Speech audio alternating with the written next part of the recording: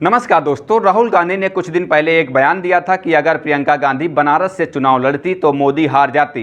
कई राजनीतिक जानकारों ने राहुल गांधी के इस बयान को बचकाना कहा, लेकिन राहुल गांधी जिस तरीके से मोदी के गढ़ में सेंध लगाने की तैयारी कर रहे हैं, उससे ऐसा प्रतीत होता है कि राहुल गांधी अब मोदी के गढ़ में भी उन्हें कमज़ोर कर कांग्रेस के लिए एक नई कहानी गढ़ना चाहते हैं। दरअसल गुजरात में होने वाले विधानसभा चुनाव को लेकर राहुल गांधी ने कांग्रेस का रुख स्पष्ट कर दिया, जिसकी वजह से भाजपा के अंदर खाने खलबली मची हुई है, जिसका हम इस रिपोर्ट में विश्लेषण करेंगे। लेकिन उससे पहले आप अगर हमारे चैनल पर नए हैं तो चैनल को सब्सक्राइब कीजिए और बेल आइकन दबाकर वीडियो को शेयर कीजिए।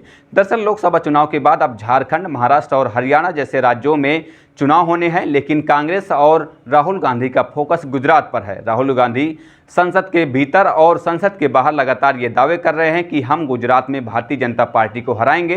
धन्यवाद प्रस्ताव पर चर्चा के दौरान लोकसभा में विपक्ष के नेता के रूप में अपनी मेडन स्पीच में राहुल गांधी ने कहा कि हम इस बार बीजेपी को गुजरात में भी हराने जा रहे हैं। संसद सत्र की समाप्ति के बाद राहुल गांधी गुजरात दौरे पर पहुंचे और वहां भी अपनी यही बात दोहराई। राहुल गांधी के इस दावे पर बीजेपी की सहयोगी लोक जनशक्ति पार्टी के प्रमुख और मोदी सरकार में मंत्री चिराग पासवान की प्रतिक्रिया आई। चिराग पासवान ने कहा कि आगामी चुनाव के परिणाम दिखा देंगे कि एनडीए कितना मजबूत है, इसके बाद उनका घमंड भी टूट जाएगा। राहुल गांधी के बयान, चिराग की प्रतिक्रिया के बाद बात गुजरात की चुनावी अतीत और लोकसभा चुनाव के नतीजों की भी हो रही है। गुजरात में हाल के लोकसभा चुनाव में कांग्रेस महज एक सीट जीत सकी। विधानसभा सीटों के लिहाज से देखा जाए तो पार्टी को 20 विधानसभा क्षेत्रों में बढ़त मिली थी। ऐसे में अब चर्चा इसे लेकर हो रही है कि क्या राहुल गांधी का ये दावा पीएम मोदी 400 पार के नारे जैसे ट्रिक है या वाकई इस दावे में दम भी है। हाल ही में संपन्न हुए लोकसभा चुनाव में पीएम मोदी और बीजेपी ने अब की बार 400 पार का नारा दिया था। चुनाव नतीजों में बीजेपी 240 और एनडीए 293 सीटें ही जीत सका।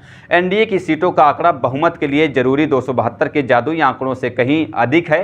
एनडीए ने बहुमत के साथ सरकार बना ली, लेकिन 370 सीटें जीतने का टारगेट सेट कर चुनाव मैदान में उतरी बीजेपी को चुनाव बाद 272 के जादुई आंकड़ों से पहले ही रुक गई।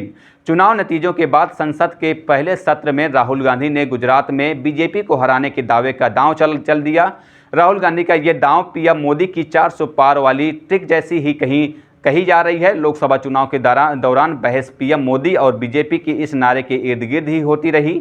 लोकसभा चुनाव के दौरान विमर्श का केंद्र यही रहा कि क्या बीजेपी 400 से अधिक सीटें जीत पाएगी या नहीं, और क्या कांग्रेस 100 के आंकड़े तक भी पहुंच पाएगी या नहीं।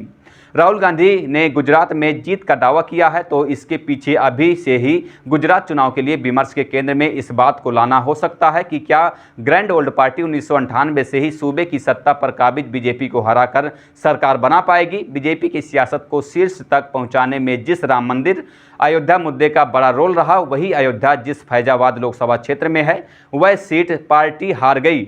चुनाव नतीजों के बाद बीजेपी के शीर्ष नेता भगवान राम और अयोध्या का जिक्र करने से जहां बच रहे हैं, तो वहीं विपक्ष इसे लेकर आक्रामक है।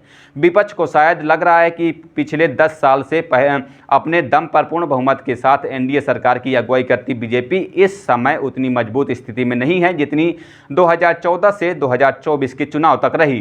पीएम मोदी के राष्ट्रीय राजनीति में उभार के बाद बीजेपी के चुनाव अभियानों में गुजरात और गुजरात मॉडल की बात प्रमुखता से होती रही है।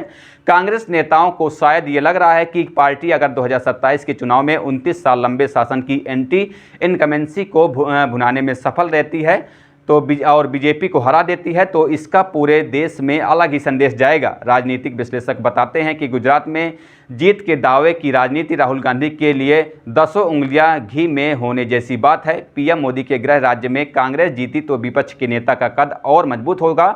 जीत का श्रेय उनके हिस्से और 3 साल पहले दिए गए इस दावे को जाएगा। कांग्रेस अगर हारी तो भी पार्टी की सीटें 2022 की 17 से कम होंगी, इसकी संभावनाएं बहुत ही कम है। सीटें बढ़ी तो भी कांग्रेस और राहुल गांधी के इस पॉजिटिव मैसेज ही होगा। गौरतलब है कि लोकसभा चुनाव नतीजों में कांग्रेस को सूबे में 20 विधानसभा क्षेत्रों में बढ़त मिली थी। बहरहाल इस खबर पर इतना ही। आगे की जो भी अपडेट होंगी हम आप तक पहुंचाते रहेंगे। बहरहाल चलते हैं, मिलते हैं किसी नई खबर के साथ। तब तक के लिए बहुत बहुत धन्यवाद। जय हिंद, जय भारत।